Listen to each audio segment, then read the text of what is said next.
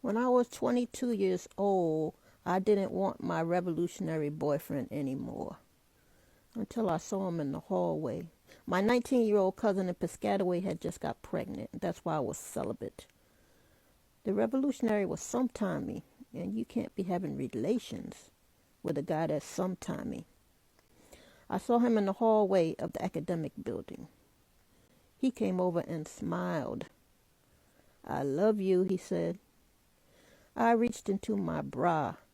I took out a $20 bill and handed it to him. "The money I owe you?" I said. "Did you see my articles in the student news?" I asked him. "Yes," he said. "The piece on song lyrics?" "I saw it, and the one you wrote about who should pay on a date, the male or the female." "Listen, why you didn't write something about black history?" he asked me. "I'm not like you," I said. "I can't be like the struggle, the struggle, the struggle all day, every day. It's depressing. Everyday life is a part of black history too, you know." "And why'd you leave that cold-hearted note on my door?" he said. "I get disturbed by some of the things you say, you know. I would never take advantage of you. I love you." "You love me," I said. "You just want what you want. When you came to see me in the hospital when I had the flu, you came to my hospital room and you put your tongue in my ear talking about you miss me." "'Cause I love you," he said. "You know that. I love all my friends. Friends are very special people." "See, that's the kind of crap you say that gets me mad," I said. "You don't want to settle down. You don't want a girlfriend. You don't have a place of your own. You don't have a bed. You don't want children. You don't even have a mattress." He sighed. "Come over to my place tomorrow. We could talk about it," he said. "No," I said. "You're my drug and I don't want to be a drug addict." "I love you," he said. He curled his hand around my hand. I could feel myself melting. "No," I told myself.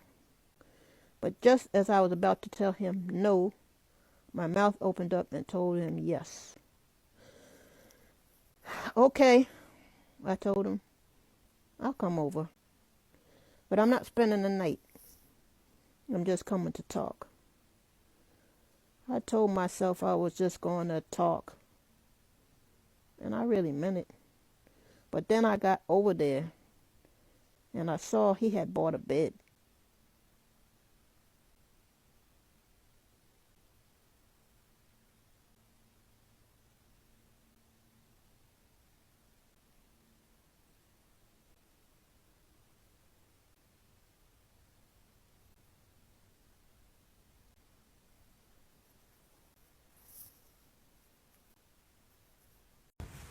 "It's been 24 hours and he hasn't called me yet. I'm dying," I said. "What if he doesn't like me?" I asked my friend Brenda. "You're tripping," Brenda said. "What did she know? I couldn't eat. I couldn't sleep. I had just met this guy at the library. He had not asked me for a date, but he did ask for my phone number. He was a graduate student. He was all I could think about. He passed by my table at the library. 'Hey,' he said very quietly. He had some kind of southern accent. He smiled and showed a big gap between his teeth. Men from the South can do things to you. We talked about the paper I was working on. 'I'm still doing the reading,' I said. 'That's the perfect time to start your outline,' he said.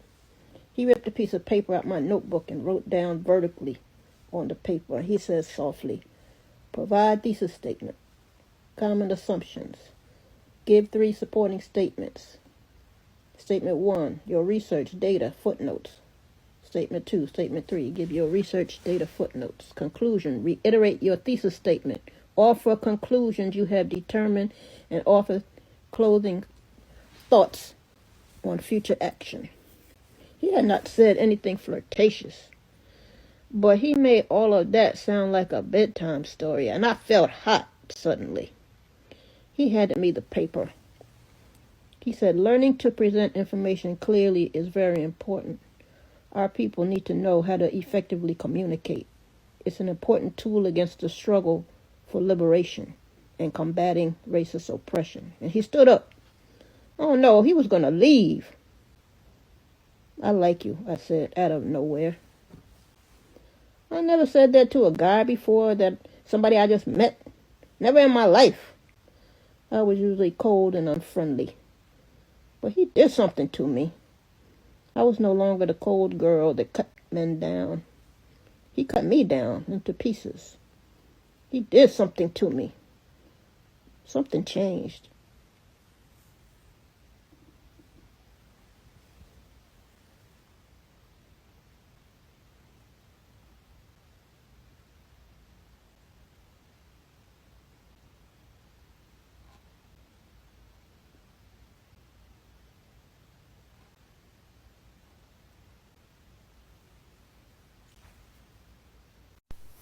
When I was 21 years old, I got a revolutionary boyfriend. He was 23.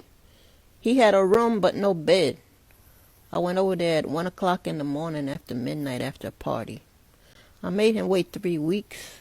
Then we slept on his roommate's bed in the afternoon. He ran a panel discussion on apartheid. He told me about his master's thesis. He took me out for vegetarian food.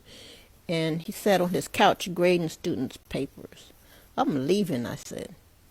Stay just 1 more hour, he said. Then he started giggling like a baby. He had told me billions were stole from Africa, that Dr. King was for the rights of workers, that dialectics is when you find the good in the bad. You're pretty, he said. He was getting lost in my eyes, I think. Then I got mad. You better not have a girlfriend, I said. I don't, he said. I don't even know if I want one. You make me feel insecure, he said. I'm not in control of my feelings. Going out the door, I asked him to loan me $20. Out the door, I asked him, do you date a lot of people or do you date one person at a time? I'm not promiscuous, he said.